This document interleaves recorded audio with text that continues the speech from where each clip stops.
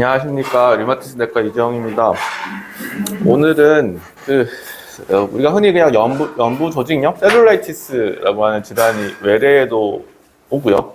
그리고 뭐 조금 바꿔 생각하면 우리가 수술 후에 생기는 어떤 상처 감염도 일종의 셀룰라이티스가 될 수 있는 거고, 그때 이제 항생제를 어떻게 쓸 것인가, 뭐 외래에서 쓰는 1차 진료 혹은 병동에서도 경험적 항생제를 어떻게 쓰느냐를 그냥 전반적으로 쭉 보도록 하겠습니다. 자료는 찾으니까 가장 최신화는 감염학회에서 2017년에 내놓은 가이드라인이 있고요. 이걸 바탕으로 말씀드리겠습니다.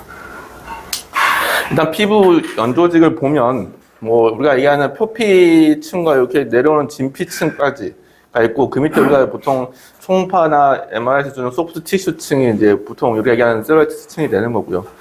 그리고 그 밑으로 들어가면 이제 정형외과적으로는 약간 이제 조금 골치 아파지는 이제 딥팟이 생기는 이제 괴사성 근막염, 그리고 혹은 근육염이 세균에 생기는 것도 있고, 이럴 때는 조금 전신 질환으로 가서 환자의 어떤 컨디션이 나빠질 수 있는 코스가 될 수도 있는 질환들. 보통 이렇게 층으로 나눠가지고 이제 이 전체를 다 연부 조직염이라고 보면 이제 뭐 표피층이 생기는 거, 그다음에 점점 깊이 내려갈수록 이름이 바뀌는 것에 대해서 좀 나눠서 보도록 하겠습니다. 우리가 이제 그냥 흔히 피부과에서 얘기하는 농가진 농창 이렇게 합니다. 뭐 피부에 이제 약간 수포가 생기고, 수포가 약간 황금빛으로 생겨서 약간 좀 농이 좀 잡히려나 하는데, 금방 그냥 조금 연고 받으면은 약간 이게 무슨 그러니까 색깔처럼 약간 갈색빛의 어떤 딱딱한 크러스가 생기면서 저절로 가라앉는 보통 있고, 지금부터 보시는 모든 세균이 다 같은 건데 스트랩토코쿠스나 스타필로콕사이가 보통 다 주요 원인이 됩니다. 그래서 거기로 조금 더 깊이 들어가면 농창이라 부르는, 농창은 이제 좀 특징적으로 진피까지 들어가서 상처 치료 후에도 약간 흉터가 남을 수 있는 좀 딥사이트가 되는 것을 농창이라고 구분하긴 하지만, 그냥 농가진 농창은 다 표피 진피층이 생긴다고 생각하시면 됩니다.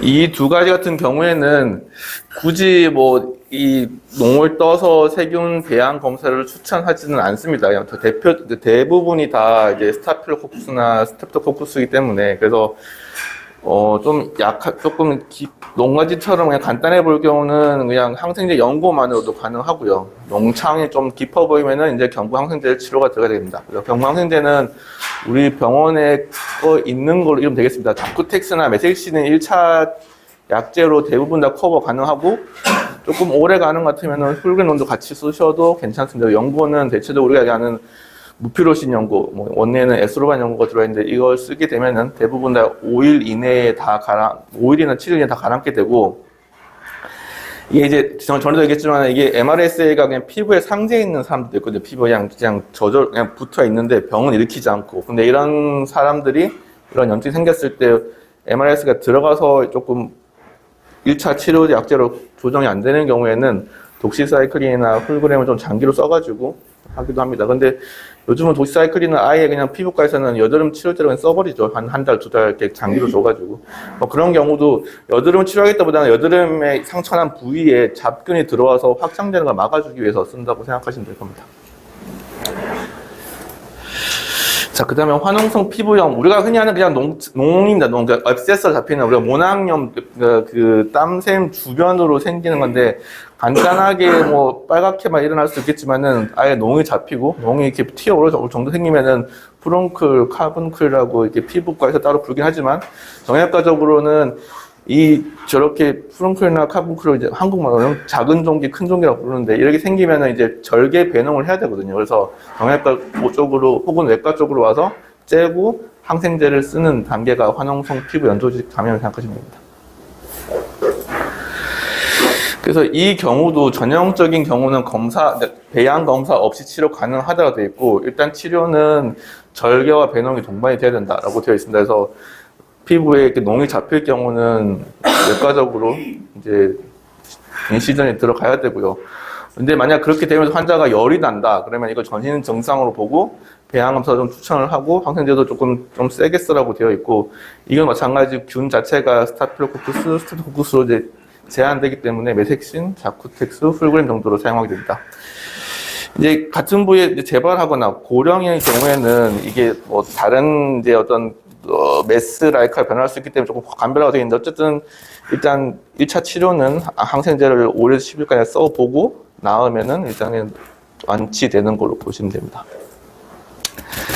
뭐 단독 연조직염 이거 옛날 인턴할 때 엄청 뭐 구분하라고 했었는데 지금의 개념은 단독이나 연조직염 둘 다 같은 셀룰라이티스 내에 포함이 되어 있고 이 에리시팔리스만 특징적으로 이렇게 약간 이 어떤 지도상 모양을 그린다라고 되어 있고요. 근데 뭐 이 구별하는 필요는 따로 없는 것 같고 약도 똑같고 근데 이제 에리시팔리스는 얼굴이 잘생기고 얼굴 생겼을 경우에 이제 이비인후과에서 옛날에 할 때 보면 이게 그 멈스 이제 볼거리냐 아니냐 구분을 할 때 얼굴이 빨갛게 되는데 조금 이렇게 그냥 붉으스름하게 되면은 멈스 쪽 가깝고 뭔가 경계가 명확하게 딱 있으면은 에리시팔리스니까는 안티를 쓰자 뭐 이렇게 구분했던 거 있긴 한데 다른 부위에서는 그냥 이런 모양 차이만 있고 치료는 같습니다. 자, 여기까지도 아직은 뭐 혈액 배양이나 생검 배양은 필요하지 않다고 되어 있는데 근데 정형외과적으로 볼 때는 저렇게 왔을 경우에 반대로 더 딥사이트의 문제가 아닌가라는 어떤 감별이 필요하기 때문에 골수염, 뭐 괴사성 근막염하고 감별하기 위해서 영상학 검사가 필요하다고 생각을 합니다. 마찬가지로 연조직염 치료에서는 일단 1차 세파로스포린, 메섹신, 케포돈을 쓰게 되고요. 조금 환자가 조금 전신 증상이 있어 보이면은 우리 병원에는 루카신 정도를 올려서 쓰기도 합니다. 그리고 외래에서 이제 메섹신 정도를 쓰다가 좀 안 좋아 보이면 홀그램 아이비를 이게 그냥 컴바인해서 쓰는 것도 나쁘지 않을 것 같습니다. 그리고 MRSA를 의심이 되는 경우, 그러니까 환자가 뭐 이게 뭐 우리 병원 예를 들면은 과거에 했는데 약간 셀루가 생겨 있고 그리고 안에 이제 뭐 그 플레이트나 어떤 이제 외부 물질 들어있을 경우는 MRSA가 거기에 집납화되어 있을 수는 있으니까 그럴 경우는 약간 방코도 조금 고려를 해봐야 됩니다. 보통은 다 일주일 내에 다 끝나게 되고요. 그리고 이게 혹시 소프트티슈 이데마 겹치기 때문에 뭐 입원 혹은 환자가 이제 집에 와서 이제 그 상처 부위를 관리할 때 약간 거상해 주는 거는 경과 단축에 도움된다고 되어 있습니다. 자, 그래서 좀 보면은 결국 똑같습니다. 원인균은 스트랩토나 이제 스타필로가 되는 거고, 항생제는 우리가 갖고 있는 이제 자쿠텍스, 메섹신 정도를 시작을 하고, 나빠질 경우는 루카신, 홀그램으로 간다 생각하시면 되고요. 그리고 MRS 같은 경우는 방코가 우선적이긴 하지만 피부에 국한되어 있을 경우는 클린다마이시, 홀그램이나 독시사이클린도 가능하다라고 생각하시면 되겠습니다. 자, 지금부터 이제 사진 조금 안 좋아지는데 일단 나빠지는 케이스다 생각하시면 됩니다. 일단 셀러티스톤 보이는데 뭔가 피부에 뭔가 블라가 보이고 혹은 약간 그 블라 근처가 약간 그 에키모시스 이제 혈관들이 확장되면서 뭔가 피멍이 드는 것처럼 보이거나 혹은 통증이 너무 심하다. 그러면 이제 일단 네크로테닝 파세티스를 의심해야 되는데 왜냐하면 얘는 전신 증상으로 갈 확률이 엄청 속도가 빠릅니다. 그래서 초기에 진단이 필요한 상태고 이건 뭐 다 이미 시간이 꽤 지난 거죠. 그래서 피부 연조직 감염인 것처럼 의심이 되는 경우이지만 진찰 소견에서 통증이 엄청 심하거나 아니면 부종이 이렇게 눌러서 들어가는 게 아니라 땡땡하게 이제 붙는 거죠. 그러면서 이제 물집이나 반상출 동반되어서 혹은 정말 오래되면 안쪽에 이제 정말 네크리스가 생기면은 만졌을 때 크랩시스 이렇게 뻐지락뻐지락 소리도 납니다. 공기가 들어가지고 그런 게 있거나 이제 전신적인 어떤 증상을 동반할 경우에는 의심을 하고요. 그리고 진단할 때는 MRI, CT를 찍어서 내부를 꼭 봐주어야만 합니다. 그리고 여기서부터는 이제 원인균 확인을 위해서 농양을 검사를 하거나 아니면은 혈액 배양을 시행해가지고 원인균을 찾아줘야 됩니다. 외과적 치료는 뭐 외과 이제 뭐 파시오토미나 혹은 절개해가지고 이제 안에 이제 농을 제거를 하는 거겠죠. 그래서 내과적으로 항생제도 일단 초기에 뭐 균을 알고 들어가는 게 아니라 광범위하게 있습니다. 거의 뭐 전방위 방어를 다 할 수 있는 약들을 쓰게 되는 거고 지금 보시면 알겠지만은 테이코에 그 다음에 세파 종류의 최고인 타박타 메로펜을 쓰고 거기다가 혐기성을 잡기 위해서 메트로놀 우리가 갖고 있는 뭐 프라시딘, 피오까지도 세 가지를 거의 씁니다. 그럼 이런 내과적으로는 거의 다 쓰는 거거든요. 한꺼번에 일단 확 들어갔다가 균 확인되면은 확인되는 균을 포커싱해서 나머지 빼주는 방법을 생각하시면 됩니다. 그만큼 위중해질 수 있는 병이라고 생각하면 되겠습니다.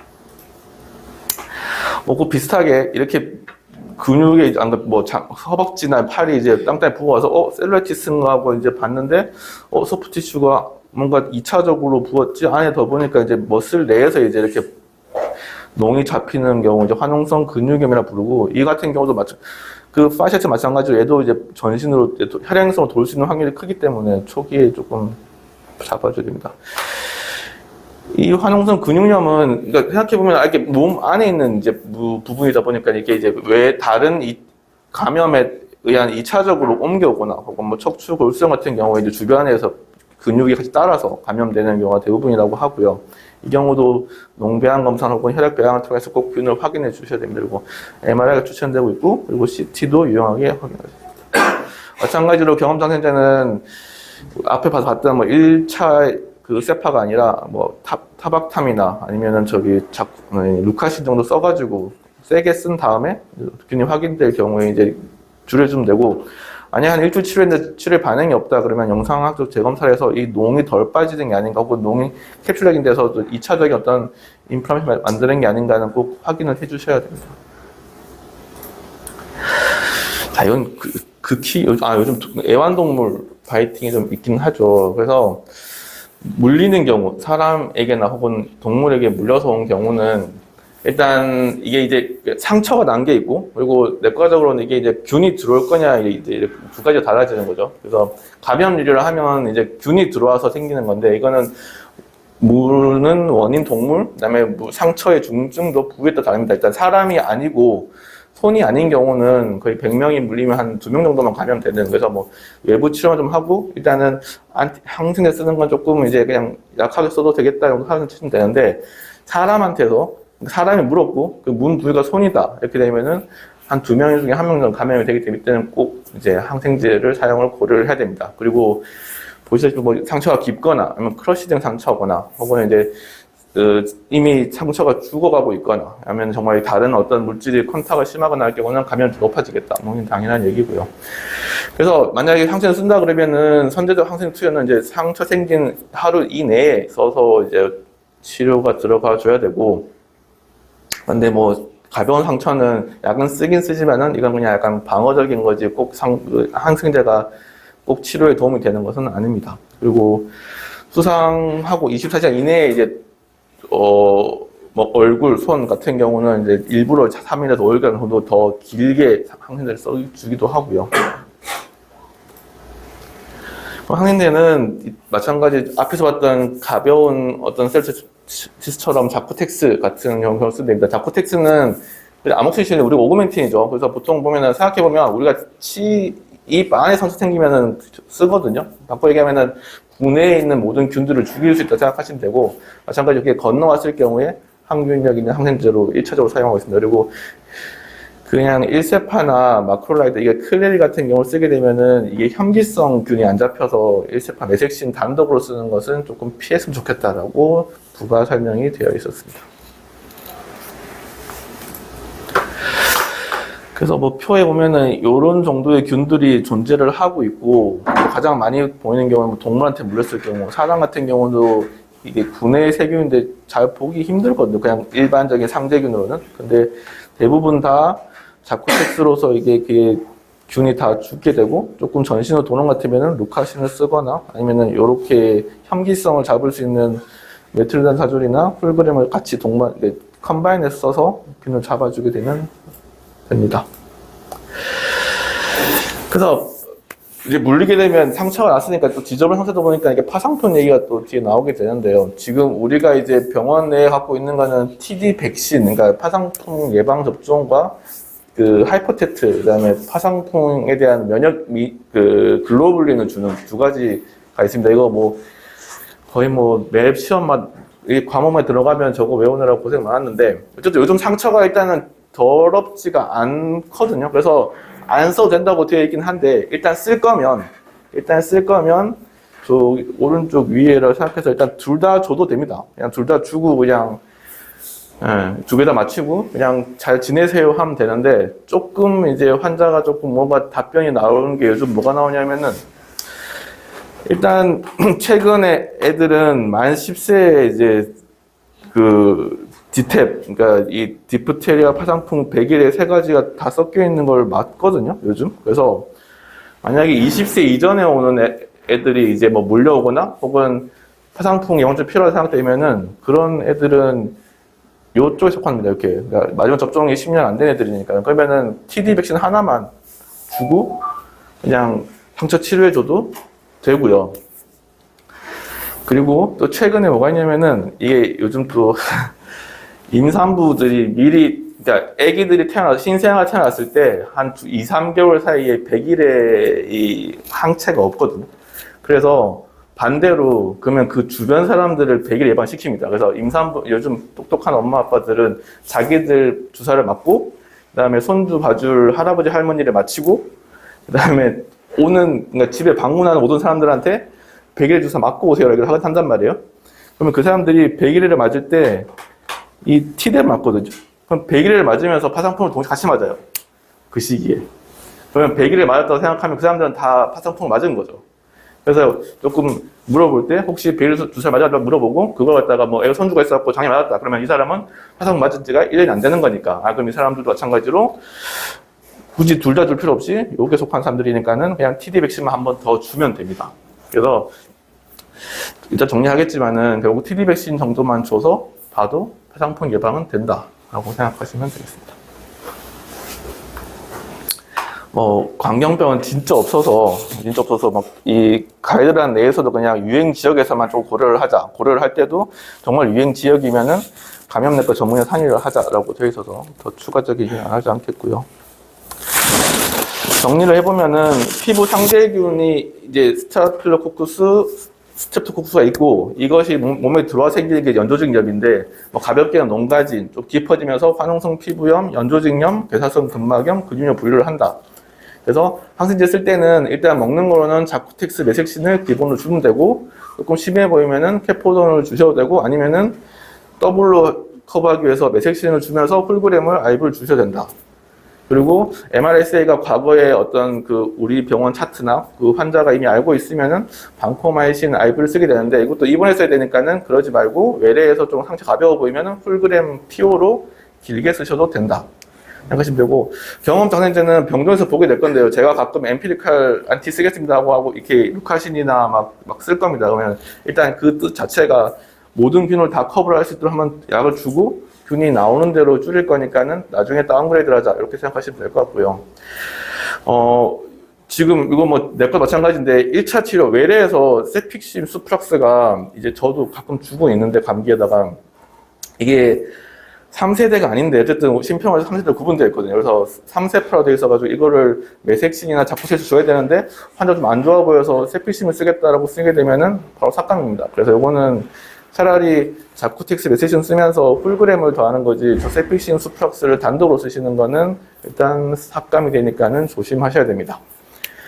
그리고 파상풍 예방은 TD 백신만으로 충분하다라고 일단 알고 계시면 되고 그렇게 여쭤볼 때 젊은 애거나 혹은 최근에 100일의 백신 맞았으면 TD 백신만으로 파상풍 예방이 된다고 얘기하시면 되고 그렇지 않고 그냥 자기는 잘 모르겠다 얘기하고 혹은 상처도 깊으면은 TD 백신이랑 해보셨던 다 주셔도 아무 문제 없다라고 생각하시면 되겠습니다. 감사합니다.